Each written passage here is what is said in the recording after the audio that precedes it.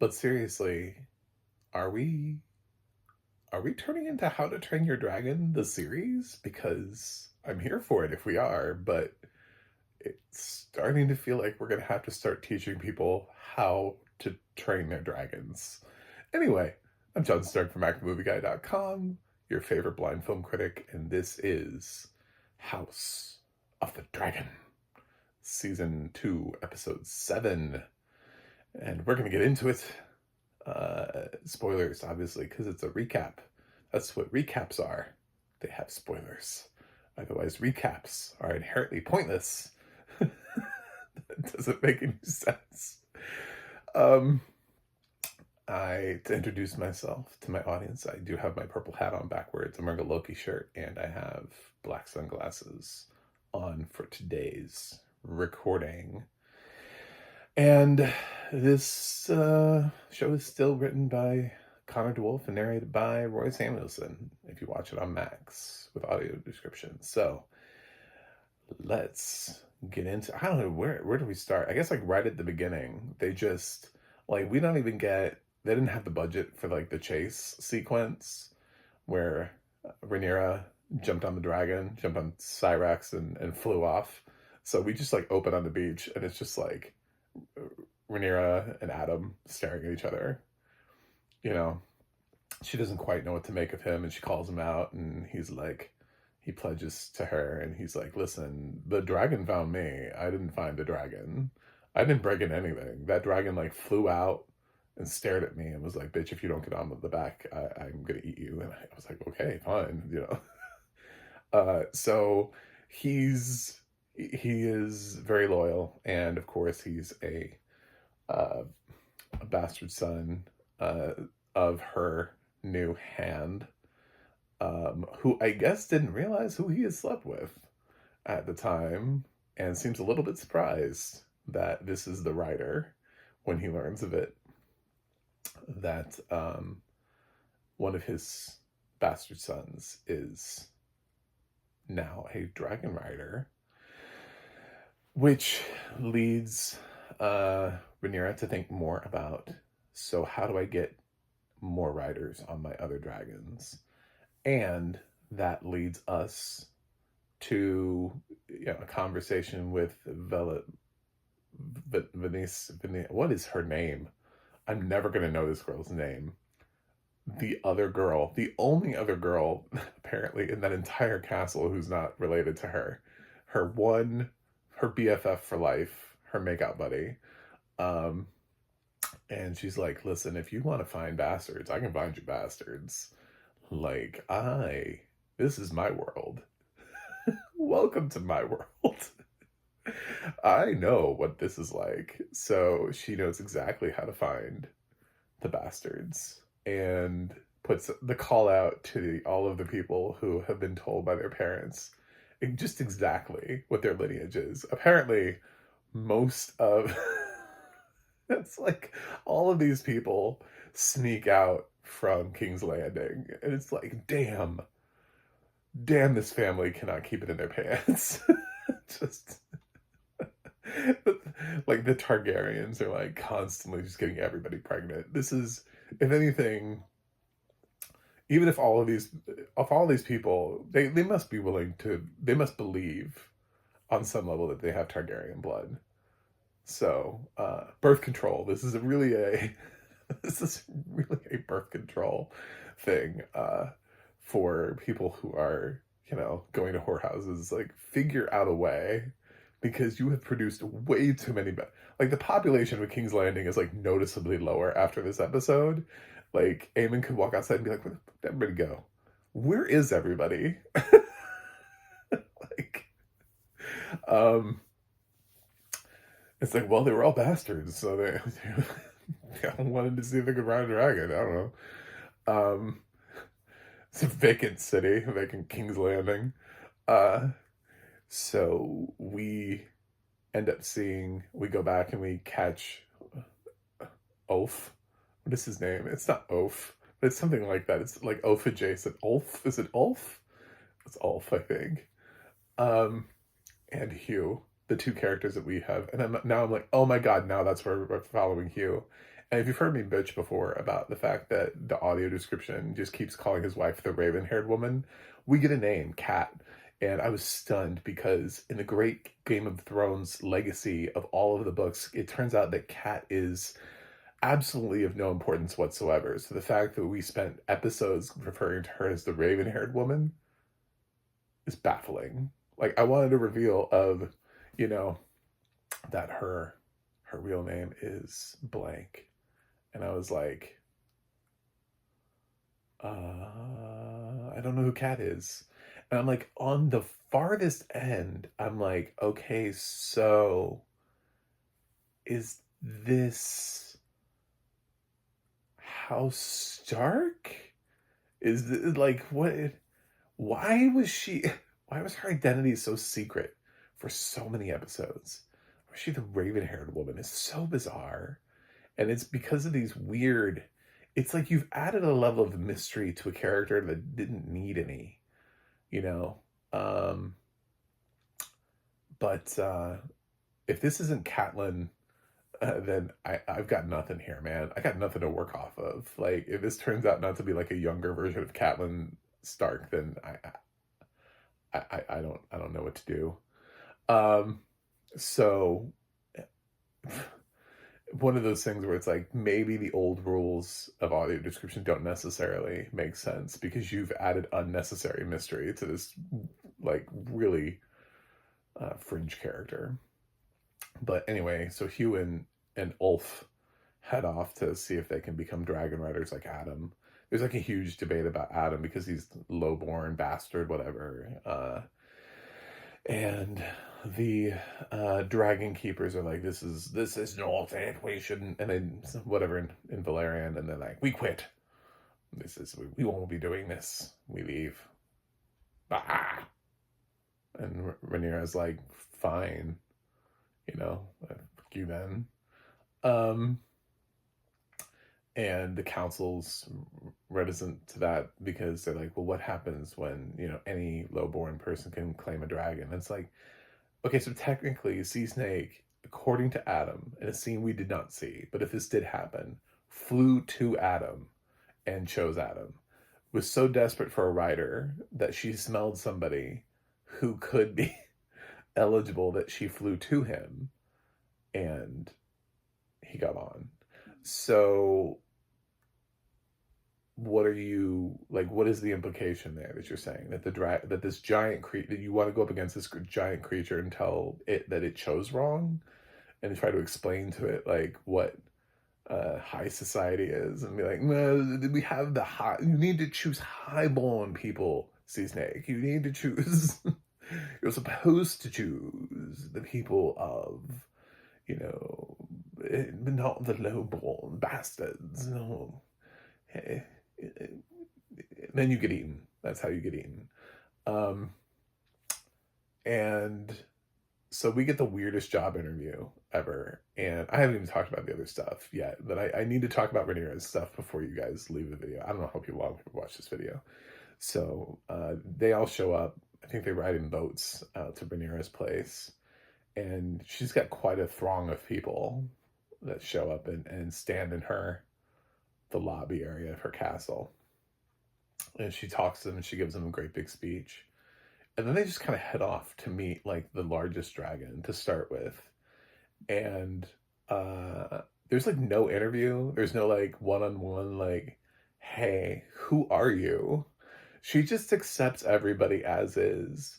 And she doesn't even like ask them to pledge fealty to her.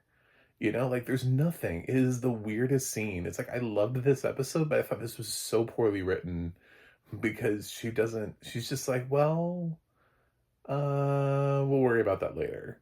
Maybe these people are just so happy to be here that they will naturally be. What if somebody isn't though? Like what if somebody just gets on their dragon and steals it and takes it back to Aemon and is like, I'm here now, elevate me within King's Landing, very weird. I mean, she lucks out, but at the end, she didn't even ask the question, like, who are you? What do you do? Maybe she didn't want to because like so many of them die. I don't know, but it was a very weird scene. And then again, we we know what happens because we saw it happen to Sir Stephen or whatever his name was when he went in there and tried to claim a dragon, and the dragon burned him and some other adjacent people who stand way too close. Why do people stand too close? It's like did we not learn our lesson the first time? So we do it again, and we have people who stand way too close, and uh, Rhaenyra has too many people in there all at the same time. So instead of sending people in like one by one, or at least having them stand further back, pretty much like most of the people get massacred because the first guy is not eligible. Just even by uh just by extraneous fire, you know what I'm saying? Like because Vagar, it's not Vagar, but it's Van I don't know. uh whatever his name is, the giant dragon that they have does not accept the first. So then there's like fire everywhere, and he starts eating people, and it's Raynor's just like up above it all and just like watching. um and it reduces it down to it reduces all of the characters we never met. Basically they're just like fodder for this. They just all die, and Hugh is left, and he's like, you know, he just finally starts shouting at the dragon, and the dragon sees him, and Hugh claims him. It's Hugh is one of the people. And in the previous conversation you hear Hugh talk about, he seems really directly related. It seems like his mother was the sister to Daemon and Viserys, but also a prostitute. So I don't know. Like it was very weird how like I didn't quite follow his story. Um, but it seems like he is basically like Rhaenyra's level of how with claim, you know what I'm saying, like with like that thickness in the blood of that. So yeah, surprise with Hugh. So he gets to claim the biggest dragon, which is great for him because he clearly hates Aemon at this point, because he tried. You know, I mean, he went into Aegon and he said, "Look, this is what we need." He never got what we needed, and then Aemon's been starving them to death, and he has a wife and daughter that he needs to go back and protect, which also kind of gives him a liability. If he doesn't get his wife and daughter out, Aemon has something to hold over his head. So if he finds out who Hugh is and where his family is. So I'm a little worried about that, and it's something he should probably tell Rhaenyra real quick so that they can get that family up out of there super fast, or put a mask on him so that nobody knows it's Hugh. Like he should become like the Dark Rider, you know? Who is that? I don't know. Darth Maul. I don't know what his name is. Uh, we didn't get to know it. I don't know. He has a mask on. He never takes it off. It's so weird. Um, but I thought of that. And meanwhile, the other one, Ulf, or whatever his name is, stumbles into the den of another dragon, steps on an egg. You are not worth 2 dragons, sir. I really thought he was going to die. I was like, oh, this is how he dies. But no, the other dragon claim is like, and actually with way less effort, too. She's just kind of like bends her head down, like instantaneously. It's like, oh, I know you just killed my child, but well, I like you. You seem good people. Be my rider. And then we cut to the scene of him flying around, like he has really no idea how to fly a dragon. He's out there like flying it like he's in the actual How to Train Your Dragon animated movie, and he's having fun, and he flies through King's Landing, and Aemon is like, what the, and gets up and summons his dragon, and then flies out, and then realizes, oh shit, that was a trap. I'm an ass. I'm still an asshole. Yes, because he sees when Ulf flies back that waiting for him is Rhaenyra with her new dragon riders. Jace is opposed to this because Jace has realized that his parentage is not what he thinks it is. And I thought this scene could have been written better because Jace is like, well, what about my claim to the throne? And he's like, I wanted Rhaenyra to be like, this whole war is based on the predication that Viserys chose me, and people were loyal to Viserys, and they are fighting for a man who's dead based on their word, based on his word about me. So if I say you are my heir, then you are my heir. You know, the people who back me will back you, because that's what this is. So it's not about people saying that they have a claim to things. We're not at a Game of Thrones yet. We are at the moment where people are still loyal based on the word that they gave to somebody who no longer exists. So Jace should not be as concerned as he is about this kind of thing. And Rhaenyra should have said that to him, but just kind of lets him be pissed off and whiny. And I'm just like, okay, all right, well, that scene didn't work. Meanwhile, with Daemon, who needs a wellness check, is still just, I don't know, seeing dead people. He's Haley Joel Osmenting his way through life over. He has a conversation with Viserys where Viserys is like, I never wanted this. You always wanted this. Do you still really want this, knowing all the pain it's caused? And Daemon's like, fuck yeah, man, I'm gonna go decapitate this dude real quick, you know? So the old guy died, and the younger guy that Daemon was dealing with earlier is now in charge of this area, which means the people sort of under him have to listen to him. So he gives a speech which basically acknowledges, listen, this guy's a douche. We know that. And Daemon gets pissed. Daemon's like, watch your tongue. But Oscar gives a really compelling speech where he basically reminds them that his grandfather pledged to Viserys to support Rhaenyra. Now, what they don't realize is that Daemon is basically now at this point doing this for himself. So Daemon has to just kind of be like, yeah, for Viserys and Rhaenyra, that's why I'm here. Yep, okay.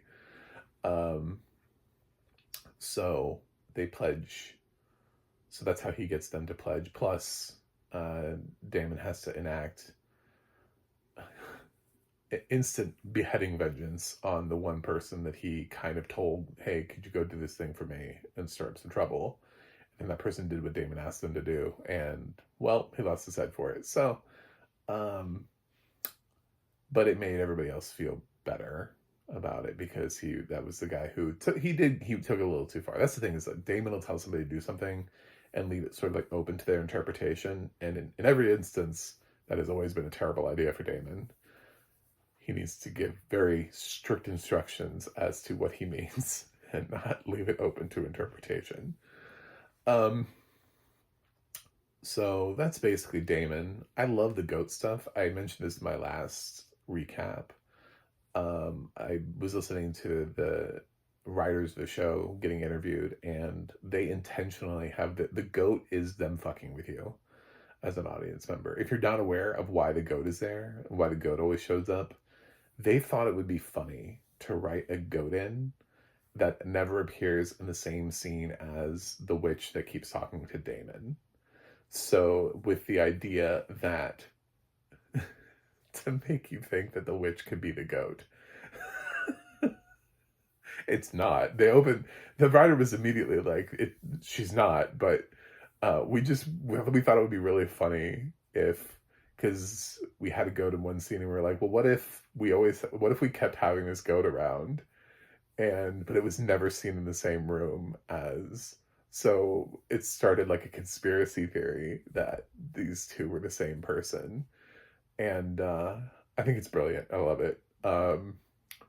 Good gag. So I noticed the one time in the audio description when they mentioned the goat, and it made me laugh. now that I know why the goat is there.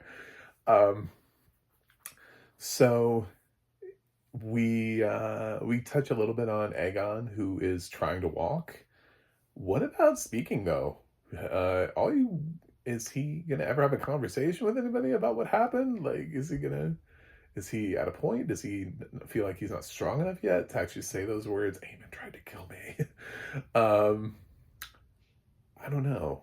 Anyway, but he is layers is the master whispers is trying to get him to walk, help along with the Grand Maester trying to help him, but his crutches break and he has a hard time and they get him back in bed and like try it again and Grand Maester's like, well, he's too tired, he needs to rest, and Layers is like, if he rests now he'll be able to rest forever, because he realizes that if Aegon doesn't regain strength soon, Aemon is going to do something. So yeah, because Aemon clearly wants power, and if Aegon is fine, then this is not good for Aemon, especially if Aegon is fine and people recognize that he is back to being a leader. Not going to be good for Aemon if Aegon wants to enact his revenge on Aemon. So, which I'm kind of rooting for. I don't think Aegon was a great leader, but Aemon's a worse one. This is one of those, the devil you know is better than devil you don't. Aegon was better than Aemon. I don't know how he will be after this injury stuff, but Aemon is terrible for King's Landing. But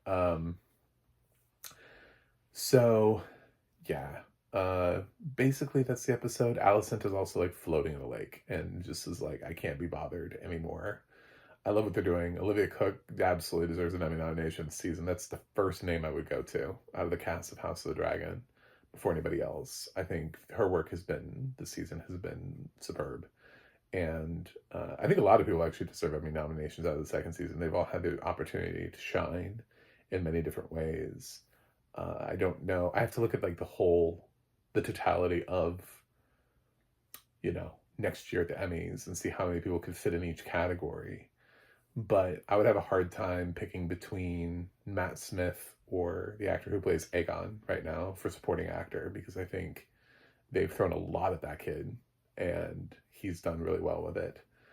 I do believe Emma Darcy runs in lead, so I think they don't have any competition coming from House of the Dragon in that regard. I don't know if anybody's considered lead or if they would bump David up to lead. Matt Smith was not considered lead last time because Viserys was, but Viserys is obviously not around, so it's possible that Matt Smith could move up and then Aegon could be supporting, but that would be sort of like the core four if I had to run down the list of who I think really probably deserves nominations the most. Anyway, I'm enjoying the season. There are a couple things here that didn't make any sense to me. Like, again, having some kind of an interview process or send people in one by one, that like mass slaying thing was so totally unnecessary and just like for like a time saver, like, well, we can't show them. No, but you could just put Hugh and Oath towards the front of the line. You know what I'm saying? Like, and just not everybody needs to die, and maybe like a whole bunch of peasants stay and support you anyway and do other things and find other ways to help you. I mean, it still is like 30 people who volunteer to help you. You know what I'm saying? Like, who are like, oh, we thank you for giving us this opportunity. I don't know that they just like leave and go home and are like, well, Rhaenyra, shouldn't have enough dragons. But man, that was just a weird waste of time and people. And again, I feel like Rhaenyra just needed to remind Jace of what this all signifies. This whole battle that is happening is based off of people who had pledged their loyalty to a man who's dead. So if Jace is worried about what'll happen to his claim, it doesn't matter because the people have shown themselves who have backed Rhaenyra that if she says, this is my heir, then Jace is her heir. It doesn't matter. Anybody could be her heir, you know?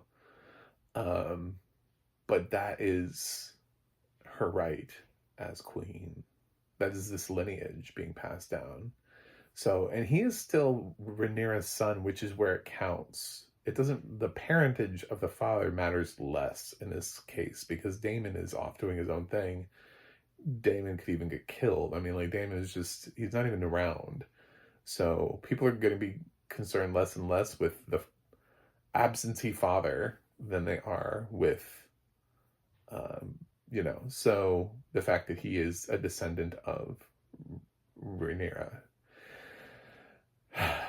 Anyway, so I would love to be able to give this episode like a perfect grade because it excited me so much. The audio description on that giant dragon was flawless. It's the best audio description we've had on a dragon this season. I've mentioned before, I'm like, I don't know how they tell the difference between these dragons. And then this giant thing rises up out of the bottom and it's got like horns and shit on its head. And I'm just like, oh my God, please give me that description that signifies why this dragon is different. And I loved it. So, yeah, I would say that's it. Anyway, so, I'm going to give House of the Dragon season 2, episode 7, an A minus. It was just, the group interview thing was just cool, but also it's like, come on writers, like, that's kind of like the biggest thing here. It's like that she didn't even know what their names were. She didn't even actually ask them to pledge loyalty to her. She was just like, let's go meet the dragon. Some of you could be traitors. Some of you might want to kill me. Who cares? Let's just see what happens. So, yeah. Anyway, thanks for watching. Thanks for subscribing. And I'll be back next week with what I hear is the season finale. Season 1 had 10 episodes. I don't know why people keep saying season 8 is the season finale, but why do we get 2 less episodes this season? Anyway, I guess we'll see if next week is the season finale, but I heard that rumor. The rumor is out there. So, see you guys on the other side.